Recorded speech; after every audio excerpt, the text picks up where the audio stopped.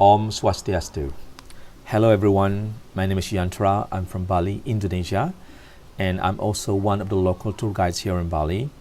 And as tour guide, usually we take people around the island and share information about cultures and traditions. But since we have this pandemic of coronavirus, we cannot do that anymore because everybody should stay at home. So you, me, and everyone else, we should stay at home. That's why I'm just trying to find another way to keep sharing this information about Bali, which is through videos.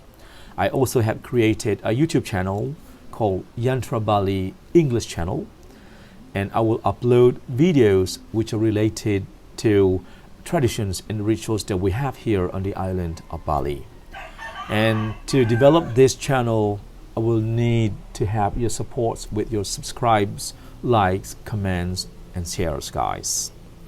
So hopefully this pandemic will be over soon, and I would love to see you all again on the island of Bali. Thank you very much. Om Santi, Santi, Santi, Om. Bali has many ceremonies that can be generally divided into 5 main categories called Pancha Yajna. The first category is Dewa Yajna, which includes all ceremonies dedicated to the god and his manifestations. The second one is Pitra Yajna, or ceremonies which are dedicated for ancestors. And the third category is Rasi Yajna, or ceremonies dedicated to the priest. And the fourth one is Manusa Yajna, which are ceremonies for human beings from birth until but not including death. And the last category is Bhuta Yajna, or ceremonies which are dedicated for the nature and its inhabitants. In this video, the ceremony that I would love to share with you is called Nelu Bulanin, or the 3-month-old ceremony for the baby, which belongs to the fourth category called Manusa Yajna. Before the main ceremony takes place, there will be some preparations, and one of them is called matanding.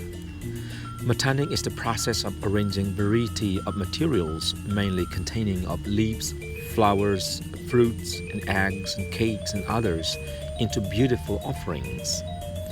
This process of matanding is usually preceded by an activity called majajahitan, which is the handling of coconut or palm leaves, which include cutting, splitting, foldings, and then sewing with bamboo pin or samat, and turn them into various beautiful shapes.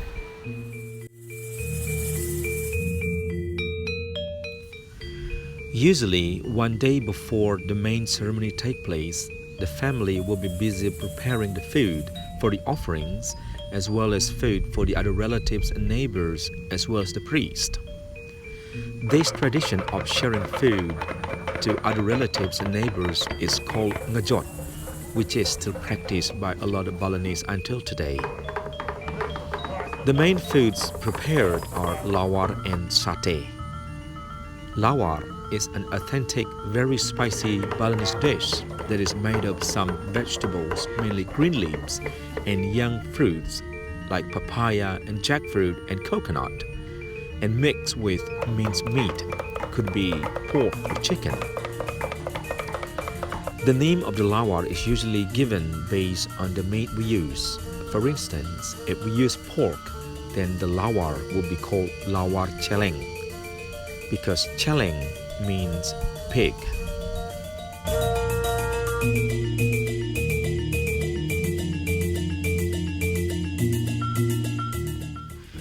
Some of the meat is separated and used for making satay. And in Bali, in general, we have 2 types of satay, which is satay lembat and satay asam. Satay lembat is the satay which is made by mashing the meat, spice, and mix with grated coconut and put it on a bamboo skewer and roast it afterward. For those of you who have tried Indonesian food, you may have tried satay lilit. So in this case, satay lembat is pretty similar to satay lilit. Sate asam is similar to sate tusuk in Indonesian, which is made by cutting the meat into smaller pieces and put it on a skewer.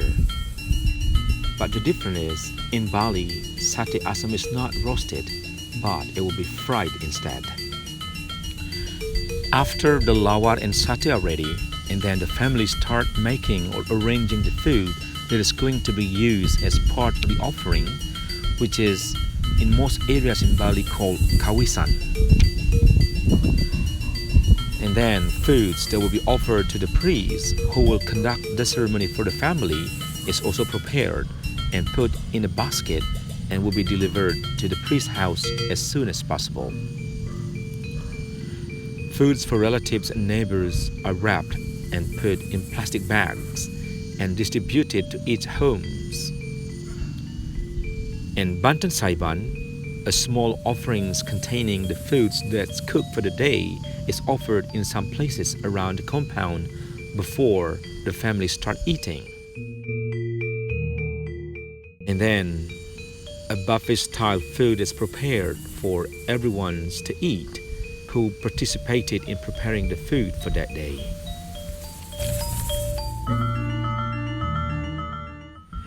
The next morning, which is on the main day of the ceremony, all family members will get dressed in their traditional Balinese clothes, especially the baby, to whom the ceremony is dedicated to.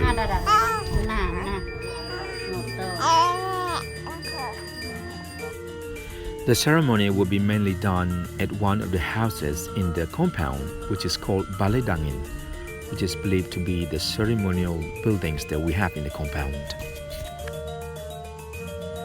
The particular house Balai Dangin is dressed, and offerings are placed in some different spots, including the place where the placenta of the baby is buried.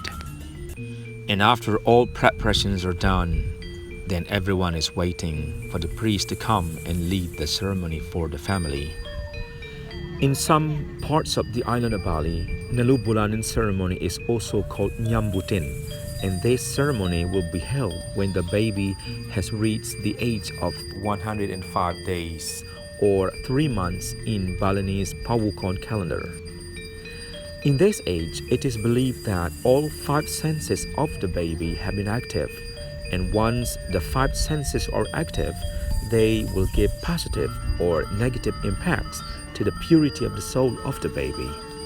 So it is very important to do this ceremony to minimize the negative impacts especially. On the other hand, a newborn baby is considered to be very pure, and it will not be allowed to touch the ground until this ceremony is done for the baby. So this ceremony is also meant to be the first day the baby's feet touch the earth.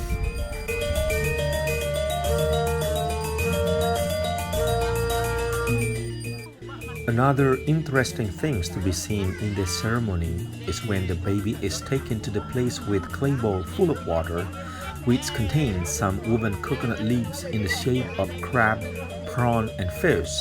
And there are also some brass bangles and necklace in the water. The baby will be held by the mother to grab these things, and the local term for this thing is Mogogo Gogoan, which is the symbol of good efforts in gaining things to survive in life, especially food, because food will give us energy, or known as bayu. And then when we have energy, we can talk or sabda, and also think or eat up properly.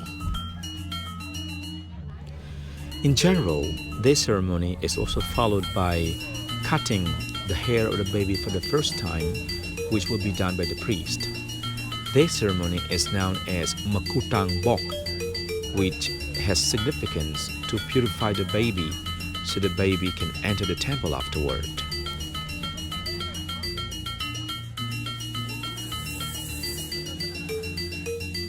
And then the high priest will give some blessings to the baby as well as to other members of the family. The other significance of doing this ceremony is to show great gratitude to the God for protecting the baby since it was in the womb until birth, and it is symbolized by praying together at the family temple, which is also the last part of this Nelu Bulanin ceremony.